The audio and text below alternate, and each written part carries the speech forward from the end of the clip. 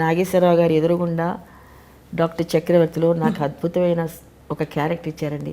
First time ఆయనతో చెల్లెలి character కానీ ఆయన కాంబినేషన్లో పనిచేసే అవకాశం నాకు డాక్టర్ చక్రవర్తి నాగేశ్వరరావు గారి పిక్చర్లో నాగేశ్వరరావు గారితో మంచి క్యారెక్టర్ వచ్చిందండి.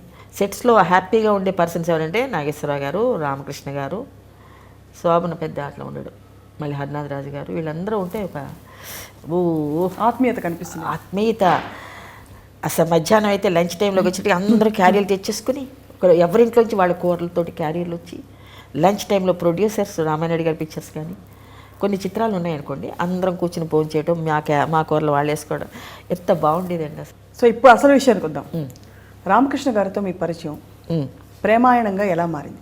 అంటే ఆయనతో హంతకులు వస్తున్నారు జాగ్రత్త, రైతు కుటుంబం, రణభేరి, రాజయోగం కొన్ని చిత్రాలు చేస్తున్నామండి. ఆయనకి నా మీద ఒక కన్ను ఉండేది. ఎట్లా అంటే మేమిద్దరం యాక్ట్ చేస్తుంటే మా షూటింగ్ అయిపోయిన తర్వాత బయట కూర్చుంటాం అనుకోండి, సెట్ బయట కూర్చుంటే ఆయన తినేదంతా నాకు పెడుతుండేవారు, ఎంతో లావణ్యంగా చెప్తుండేవారు. అయినా కూడా నాకు మటుకు ఎందుకు ఇట్లా సెపరేట్గా నాకు ఇస్తారు మీరు, ఆయనకి ఇవ్వండి వాళ్ళందరికీ అని నేను అనేదండి. ఇలాంటి ఒక చిన్న డిస్కషన్ మా అందరి మధ్యలో ఉండేదండి. అంటే బట్ ఆయనకి ఏంటంటే మనసులో నేనంటే ప్రేమ ఉండేదా, లేకపోతే ఎందుకు ఇస్తారు పకోడీలు, టీలు ఎన్ని. మా నాన్నగారికి ఏదే నచ్చిపోయింది, అబ్బో గీతను బాగా చూసుకుంటున్నారు, పర్వాలేదు ఒక మంచి భర్త అవుతాడేమో అనుకుని మా నాన్నగారు ఇమేజినేషన్కి వెళ్ళిపోయింది.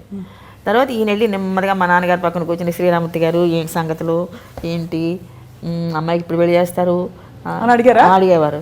అడిగితే బాబు మంచి అబ్బాయిని చూడాలి కదా, అమ్మాయికి ఏమీ తెలియదు పాపం అని మా ఫాదర్ చెప్పేవారు. నేను పర్వాలేదులేండి నేను ఉన్నాను కదా అనేవారు ఈయన.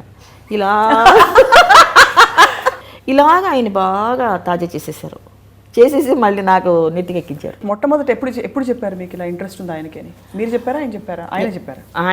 ఆయన చెప్పలేదు. బట్ ఇంటివీసీగా ఎన్నో పాటలు ఉన్నాయి మాకు, లవ్ సాంగ్స్ మీద పడిపోతారు.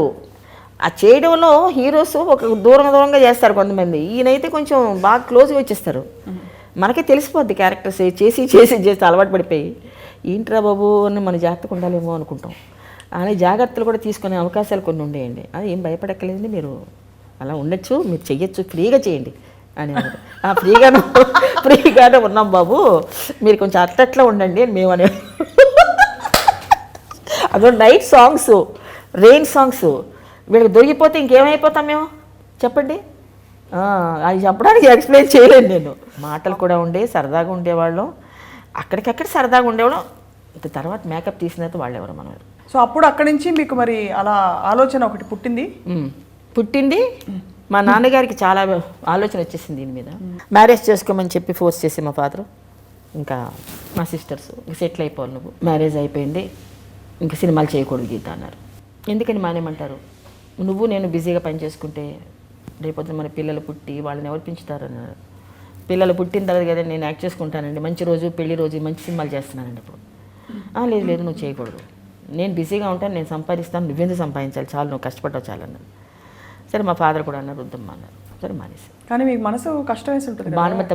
భానుమతం ఫోన్ చేశారండి, అమ్మ ఫోన్ చేసి ఏమ్మా గీత ఏంటి నువ్వు సినిమాలు మానేసావంట అన్నారు. అవునమ్మా అన్నాను. ఎందుకు ఏంటి, ఆయన వద్దన్నారమ్మా. ఏంటి రామకృష్ణ చెప్పేది, మా ఆయన కూడా అలాగే చెప్పేవారు, అలా అంటే వెనకు అన్నారు. మరి ఏం చేయనమ్మా, చెయ్యి, నా పిక్చర్లో క్యారెక్టర్ ఉంది అన్నారు. ఈయన అన్నారు వద్దన్నారు, అమ్మతో చెప్పొద్దన్నారు.